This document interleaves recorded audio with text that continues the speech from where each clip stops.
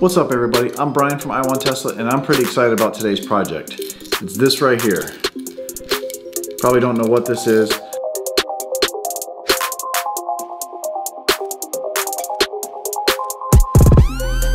Some of you remember a long time ago I was able to unbolt the screen and tilt it just a little bit. Really only 3 degrees I think, or 3/8 of an inch. Not very much.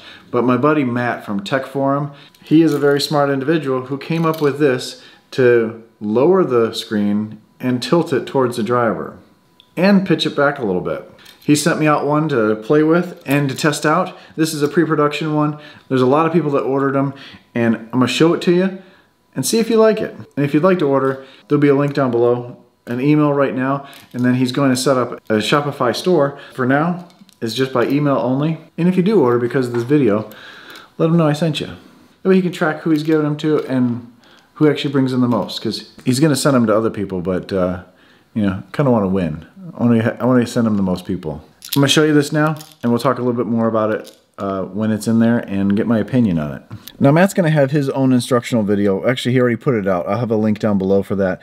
I'm gonna run through quickly what he said to do, kind of give you the brief overview, but I really want to talk about the product and if there's any glare.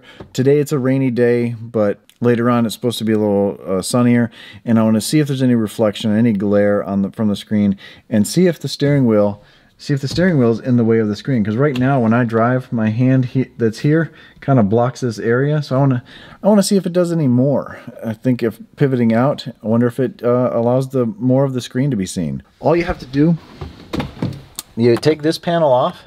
There's 2 bolts underneath here which will release this, and we'll be able to lay this down onto a cloth.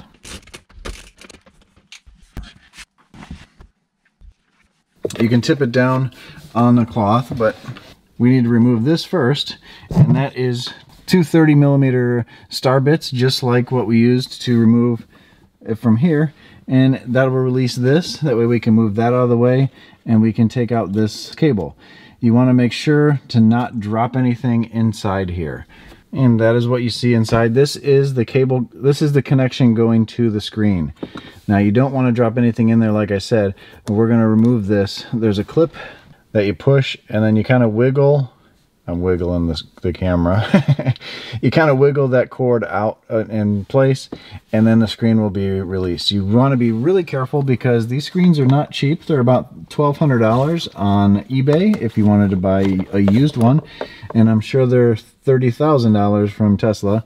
So you want to be careful of this, not to drop anything in there, short anything out on that circuit board, and just be careful. I mean, this is your car.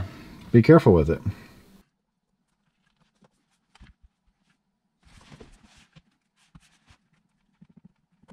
Place the screen in a nice area where it's not going to get damaged. So it is this horseshoe shaped looking piece. This is machined to be flat when you slide it in here. So we're just going to slide it in, push it all the way back, and reinstall these screws. It's not super torquey. You don't have to put a lot of torque to that, but you just want to hold it in place. Now we have to work on the screen. We mount the other part to the screen, and then we bring the screen to that piece. So this is not a really complicated thing. It was probably a lot more complicated for Matt to figure this out than it is to install. So it's not very difficult. Anybody can do this, I believe. All right, so the next step is I have the screen in my lap. It would just be right like there. So I just laid it flat down like you would have it down there. This is the piece that is going to go here. And then we're going to take the included hardware and bring it up from the bottom. And we're just going to feed it into place. It's a 1/2 inch socket that you'll need. You see there's a little bit of play in this. So you can adjust this however you'd like. I'm going to put it down flush all the way and check to see if that is flush. And you can torque that down quite a bit. Now this piece will attach to the bottom with the screws coming down from the top. You might be able to see the slot here. That's what's going to allow it to pivot a little bit.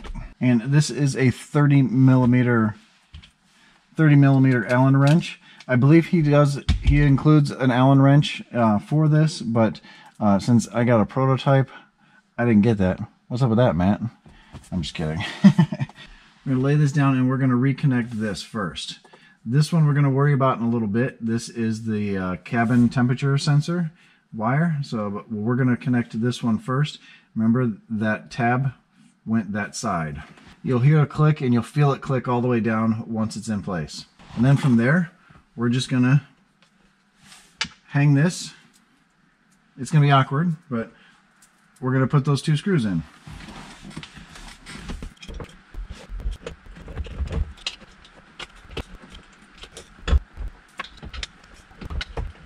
So I moved over to the driver's side to see how this looks. It's dark, but that is tilted all the way to the driver here. And actually, I'm gonna put this down so you can see from the GoPro. This is, I put the GoPro right where my head would be, where my right eye is. And you can see I'm very tall and my knee doesn't hit the screen. That's one thing I'm sure a lot of people were worried about. You can have this tilted right to you. Now I can touch all the way across and I'm not reaching for anything. That's what's really cool about this. You have full access to the screen without reaching really for it. It's a great plane here. If you wanted it flat, you can still go flat. It's down a little bit of an angle, a different angle that I'm wondering if there's going to be a glare. Here's a light. Really, I don't think there's going to be much of a glare. The sun would have to be like directly right above you to have any glare. We're going to see what that's like later on, but I'm going to mount it fully across to me.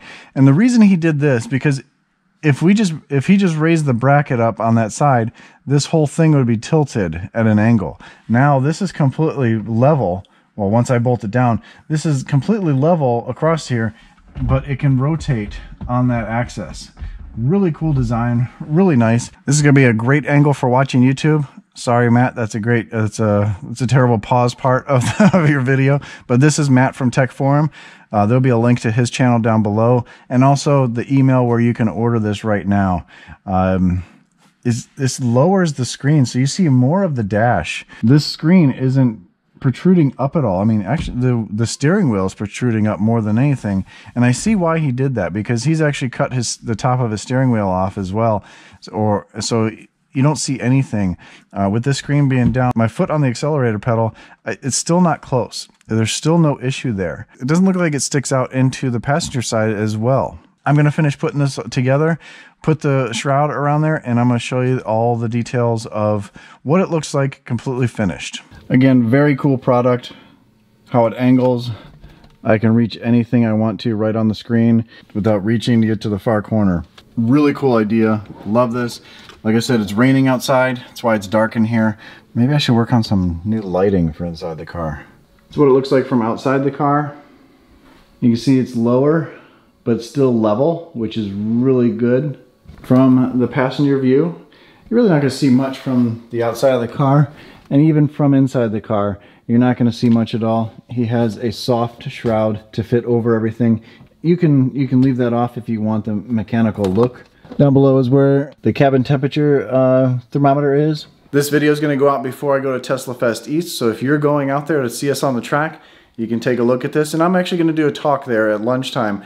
I'm going to have like a 20 to 30, maybe 40 minute, who knows, but I'm going to bring this car into one of the bays and we're going to go over all the aftermarket products, and I might be turning that into a YouTube live video. I'm not positive yet. See what happens when I get there. Maybe towards the end we can ask maybe some of the questions that you guys put on there, just in case you can't make it out to Tesla Fest East, which is just north of Raleigh, almost into Virginia, but it's going to be a great time. And hopefully we have some nice weather. As I'm looking at the screen, it's directly right in front of my face. So it's not a stretch to see anything. Whee! Anyway, autopilot's really easy to use. The maps would be really easy to use if you want to navigate somewhere.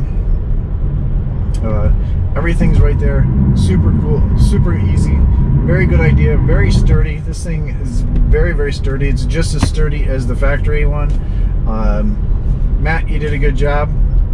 I think you got a winner here. But so far, no glare. I would normally have a little bit over here because the sun's right next to you, but there's nothing there because it's not fixed at that angle, which would pick up that sun over there. So this actually has less glare than the factory position. Yes, the kit is $275, $50 deposit plus shipping. They'll come in nice packaging, not the packaging I got. Like I said, I got a prototype version, is one he's been working on. You'll get a very good product, good instructions. If the prototype is this good, then the final product is going to be amazing. It's going to be well worth it. And again, like I said, if you're at the track event this weekend, you'll get to see it, you get to touch it hands-on. Matt crushed it. Check out his channel as well. Subscribe to his channel. He does a lot of cool stuff. As always, stay awesome, stay positive.